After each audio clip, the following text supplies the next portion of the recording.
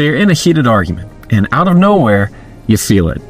Tears starting to well up in your eyes. And no matter how much you're fighting it, there's just no stopping them from coming. What do you do when you cry in an argument? Welcome to the Jefferson Fisher podcast, where I'm on a mission to make your next conversation the one that changes everything.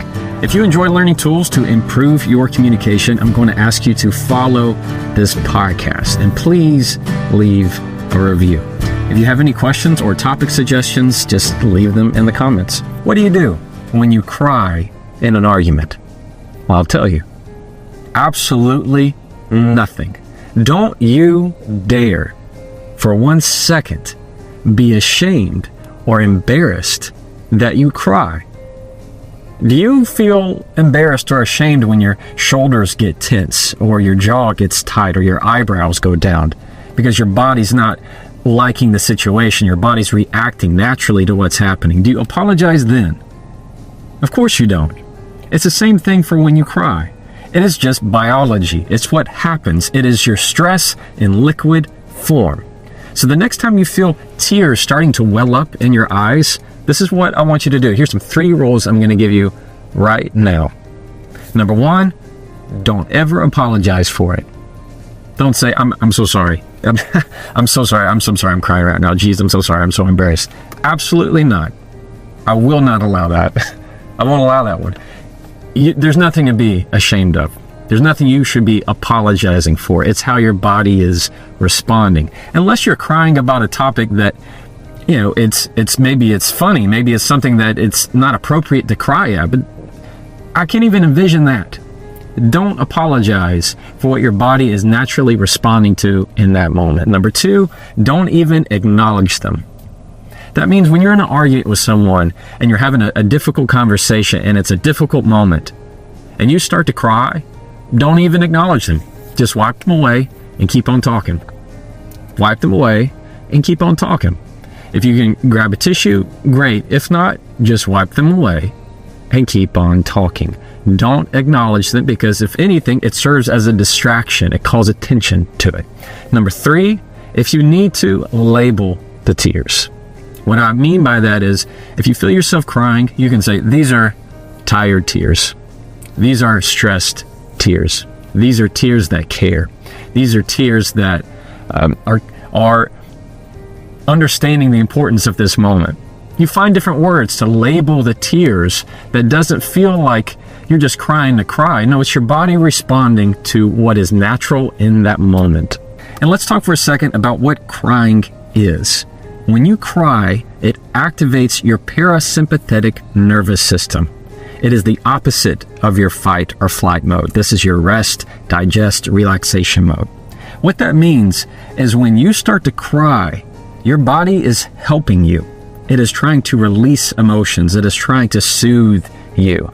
Because in that moment, in that argument, in that fight, your body's telling you something.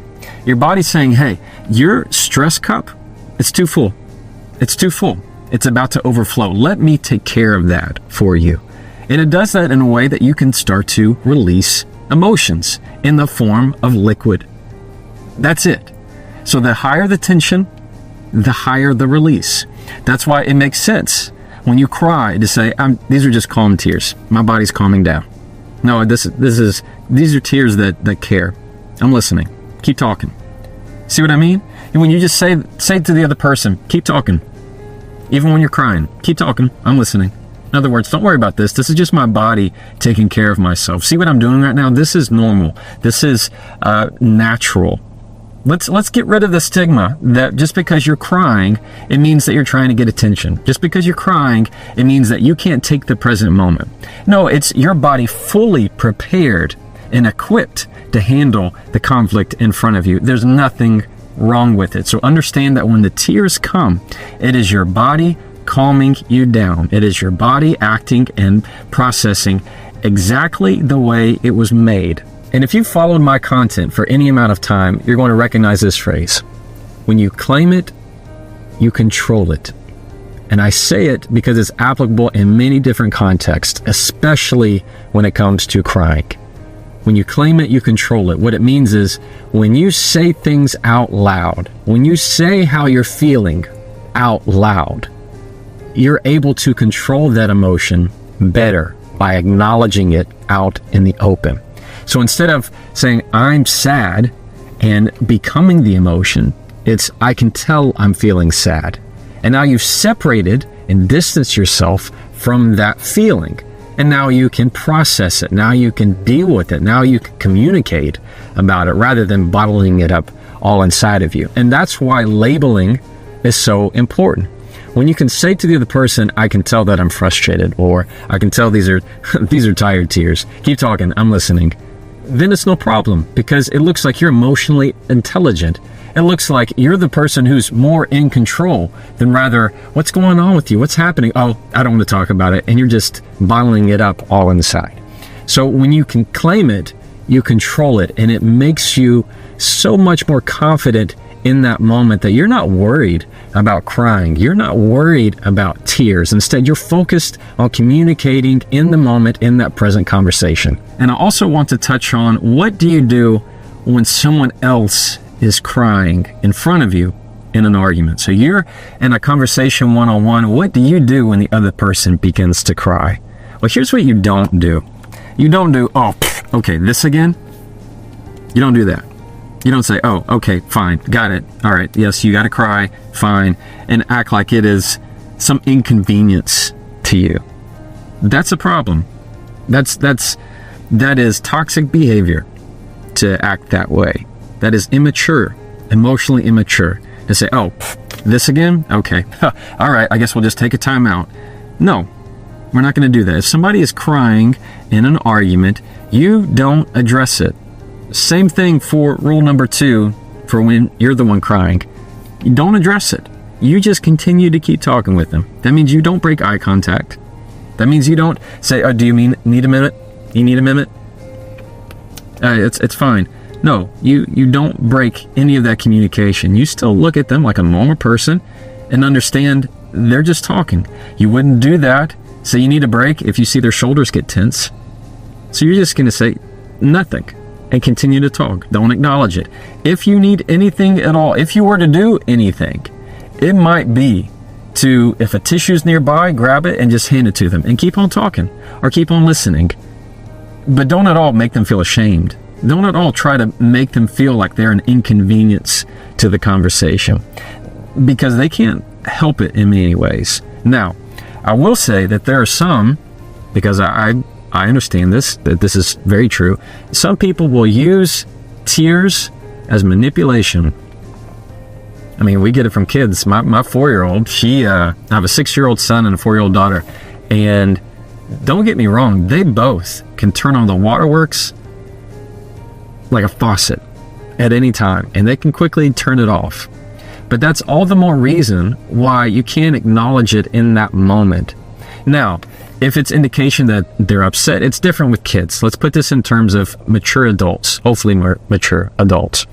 When they feel like they're crying, if you feel at all that they're manipulating the situation, well, then that's all the more reason for you not to acknowledge it. It's not you being dismissive. It's you staying in the lane of the conversation, saying, no, I'm focused on the words. I'm not focused on how your body is reacting in this moment. Whether it's genuine, whether it's sincere or not, I'm focused on the words and how we're going to communicate this message back and forth. Okay, now's the part of the podcast where I get to read an email from a follower and answer their question. If you don't already know, I have a newsletter where I send out one communication tip once a week right to your inbox, totally for free. And those who respond, I'm able to communicate with, and I get lots of Ask Me questions, AMAs that I try to respond here. So I have it'll be in the show notes that you can sign up for yourself if you'd like. And I have one right here on my other phone. So this one comes from Sandy. She is over in Georgia, United States. And Sandy says, hey, Jefferson, thank you so much. I always watch your content. Thank you, Sandy. I find myself in the position of always feeling like I'm a mess in difficult conversations. I'm sorry, Sandy. I feel like I start to shake, my voice gets shaky, and I begin to cry a whole lot. Do you have any tips for me? Understand, when I read these, I'm trying to skip over personal details that Sandy probably wouldn't want me to share. So, Sandy, I'm sorry about that. I don't want you to feel as if you're having to always be a mess, that you're trying to put yourself back together again. That's one thing I want to highlight. Would be my first recommendation to you is, don't say out loud, I'm just a mess. I need to, give me a sec, I need to put myself together. That's not the case. Your crying is your body putting yourself together. Your crying is your body soothing yourself. So let's address two different issues. One, you said you shake a lot. You get nervous. When you get nervous, your voice is shaking in the conversation. That's very natural. That's very normal. That is the fight and flight mode. All right, that's the adrenaline going through your body and getting you all hyped, and that often results in your muscles starting to shake because your muscles are reacting and ready to either fight or run from any given situation. The way you control that is your breath, Sandy. Is in and out. You see how you can just relax those shoulders just like that? So whenever you're in a situation where your voice is really shaky like that, go back to your breath. Every time, speak on the out breath. Often when you're shaking, it's because you're holding your breath because you feel nervous in that situation, and tenses everything up. That's why sometimes we yell, right? We yell because our body is, we bottled it up, put a screw cap on it, and all of a sudden when it's ready to explode, we raise our voice. Just keep your breath calm and steady and as rhythmic as you can. By that I mean try to keep it in a 4 seconds in, hold it 4 seconds, release it 4 seconds, hold it 4 seconds. That's box breathing, is what they call that. Now, to the other point of you feel like you're maybe just a bubbling mess, I want to go back to what I said a minute ago. Don't be apologizing for crying, and don't be feeling like you're some mess that you have to pick up off the floor and you're going to be an inconvenience for anybody there. Instead, just label the tears to the best that you can. I can tell that these are overwhelmed tears. I can tell these are happy tears. Keep talking. That's another point that I don't know if I've hit home enough. It's okay to tell them, keep talking. Even when you start to cry or you start to tear up, rather than acknowledging them and stopping the conversation, you can tell them, if they start to slow down a little bit and be like, oh, do you need some time? Wave it off. Then you can keep talking. Keep talking. I'm listening. In other words, you're saying, I'm not worried about what's happening. You don't need to be worried about what's happening. Let's just keep talking in this conversation because my body's doing exactly what it's made to do. So keep your breath calm. And when you feel those tears come, don't apologize for them. Don't feel embarrassed about them. Instead, just label them to whatever is honest and sincere and genuine in that moment. All right. The next time you cry in an argument, what are we going to do? Number one, we're not going to apologize. We're not going to say, I'm so sorry. We're not going to make it feel like an inconvenience. We are absolutely not going to apologize. Listen to me. Don't apologize for it. There's nothing to be ashamed of. Number two, we're not going to acknowledge them. We're not going to stop the conversation, and we're not going to allow the other person to stop the conversation. Instead, we're going to say something like, I'm listening. You can keep going. Don't acknowledge them, as if this is something that is totally normal and something that neither one of you should be afraid of. Number three, if you need to, label the tears, meaning say the feeling that is triggering the fear. These are tired tears. These are tears that care, ways that you can communicate, because when you claim it, you control it. Thank you for listening to the Jefferson Fisher podcast. If you enjoyed today's episode, I'm going to ask you to follow